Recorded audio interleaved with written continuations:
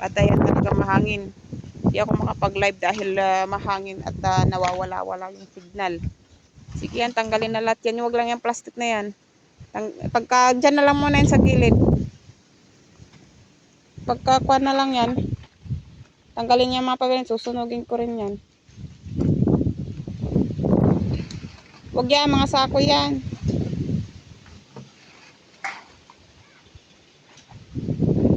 Bayaan mo na kasi ako na lang yan dyan pagka hindi na umulan.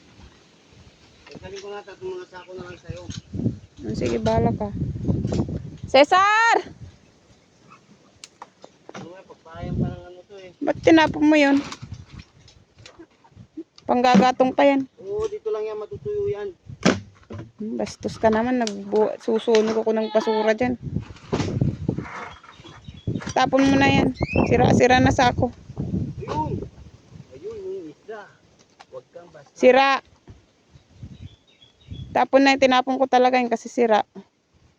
Hindi naman masusunog yan dyan. Ilagay mo lang yung sa sako kasi bakal din yan. Yan, at siya nang naglinis dyan. Buti naman at malinis na. Pagka kuhaan, kapag walang ulan, kapag natuyo na yung mga yan na iba dyan, yung itong mga basura na to, susunugin ko rin yung mga yan para malinis na naman dito.